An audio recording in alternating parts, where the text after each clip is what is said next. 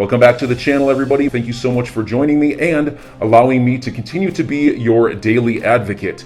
If you're new here or you're not subscribed for any reason, please do me a huge favor and hit the subscribe button. Thank you to all of you who have been watching and following me for so long. It truly means a lot, and I'm glad that I can be this person. A lot of huge news for today's video, but regarding also, as we continue to scale globally, our policy bench deepens with the addition of Michael Warren. Welcome to the board again. There we go. Now quickly, if we do talk about what's happening, what just happened from extension, Michael Warren appointed to Ripple's board of directors, another person tied to the US government. What's going on? Let's look at the last 4 additions. Guys, we do not make these things up. Look who are they adding onto the team. Oh my. Michael Warren, administrations of 2 US presidents, senior advisor of the White House presidential personnel office during President Barack Obama's first term. Clinton administration, executive director of the National Economic Council, US Department of Labor. Again, guys, look at that. Guys, Ripple is adding these people right from the US government. Do we not see what is actually taking place before our faces? Number 2, Rosie Rios, 43rd Treasurer of the United States. This is absolutely insane because this is literal proof that XRP is truly the coin. That is the quote-unquote the one. CEO, the US Mint, including Fort Knox. Again, guys, look at that. We do not make these things up, right? And if you go down here, there's more. Sandy O'Connor, Chair of the Federal Reserve Board's Alternative Reference Rates Committee, right? Federal Reserve Bank of New York. Again, guys, look at that.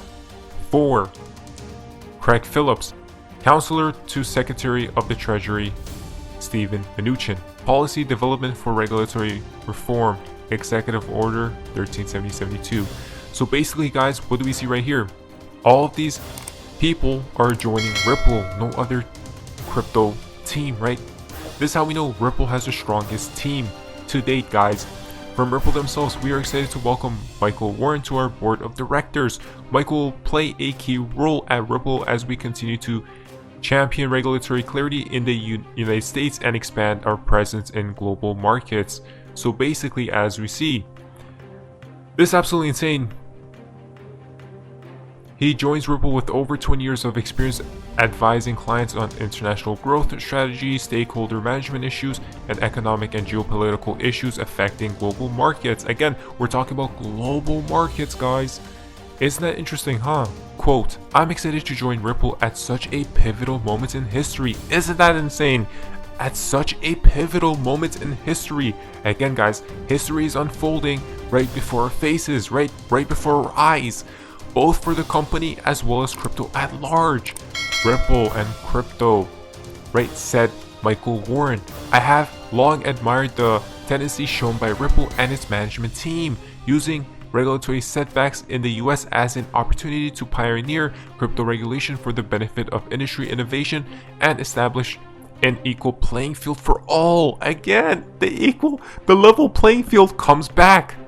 That's what we've been talking about, guys. Remember, I look forward to being a part of Ripple's efforts to move the needle forward on crypto regulation while the company further solidifies its position as a leader in global finance and the digital economy. Again, guys, Ripple, the leader, XRP is the heart of this new economy that is upcoming. We do not make these things up, guys. We do not. Look at all the people they have on their team.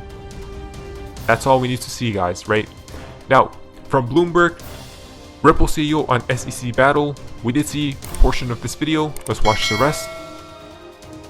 What do you make of the very prominent role that crypto is playing in the war on Ukraine, and also concerns about how cryptocurrency could be used, for example, as a tool to circumvent sanctions by Russians?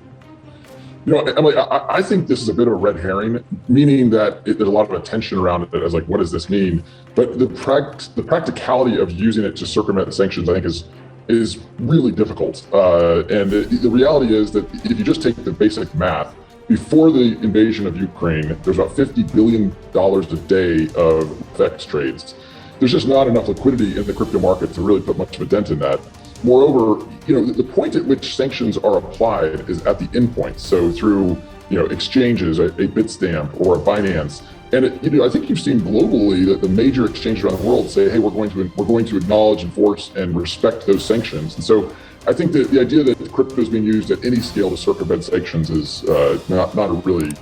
It doesn't really understand how some of this stuff works. On one hand, you do have plenty of exchange administration to kind of figure out what's going on under the surface in the market. But on the other hand, when it comes to the SEC, it seems like they've been at the crosshairs of a number of different firms. Do you think the SEC is taking a tougher stance than the administration at large? And do you think that will hinder at all some of the progress that some firms are making? Look, I think there's no question that the United States Securities Exchange Commission has reduced the competitiveness of this critical industry in the United States. I think they've been out of step, not just with other parts of the US government, but they've been out of step with other major economies around the world. The only country, the digital asset that Ripple uses in our technology stack, the only country in the world that thinks XRP could be a security is the United States. We work successfully in the UK, in Switzerland, in Japan, in the UAE, in Singapore. All of these countries have acknowledged XRP as a currency because that's how it's used. So I think the way that the US, if we want the US to be a leader in this new, growing, critical, innovative industry, like the internet 20 years ago, we need that regulatory clarity. And the SEC is really just coming out and saying that we're going to file lawsuits, enforcement. We're not going to provide clear rules so that people know how to operate. So guys, it's all before faces right there. Again, the United States, the only country in the whole world that's saying XRP is a security. Come on, the US.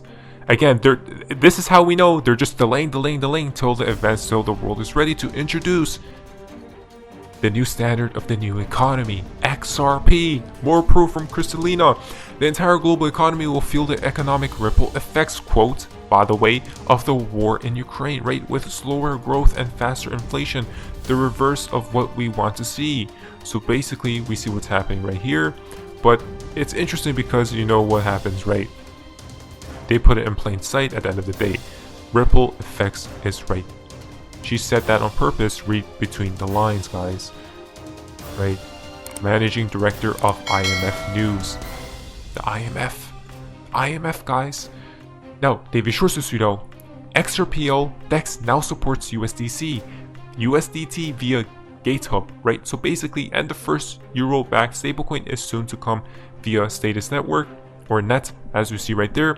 Many of XRPL's core features have been available since 2012. Guys, look at that.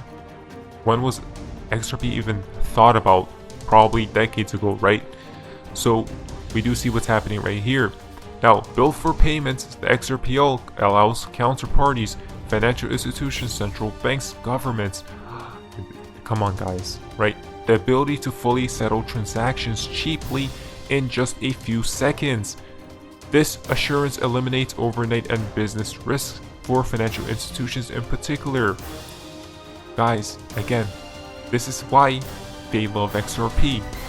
Such counterparties are why one universally agreed upon stablecoin is highly unlikely. There we go. There are a few reasons for this, but mainly because stablecoins have an issuer as a counterparty that does not allow them to interoperate across payment networks and jurisdictions, right?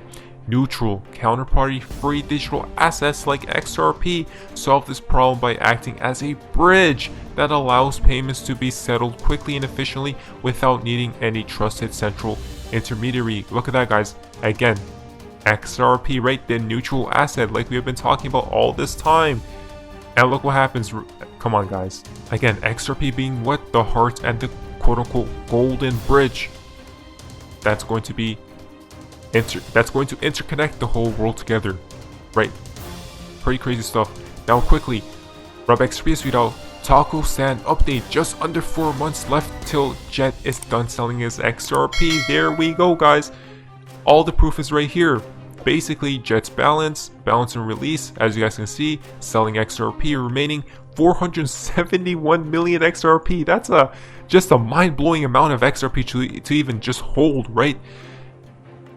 If you go on the 1 week average, we can see the estimated end date 7/10, which is 115 days. 1 month average is the same, as you guys can see, but then we can see the 3 months average, right? Which is more interesting because look at this estimated end date 2022-09-09, 176 days left. Is that interesting, right? 9 September, which is complete. So guys, or completion. Very interesting. Again, this is the year I'm pretty sure XRP has to go to double digits in my honest opinion, because of all the catalysts, of all the events we see right here with JED, with the other events, with the news, with the SEC, right? So enjoy your day, everybody. I'm always here for you. Leave any comments or questions below, and be sure to subscribe. But thanks, everybody. I really appreciate you. Enjoy your day, and I always have your back. So thanks so much, everybody.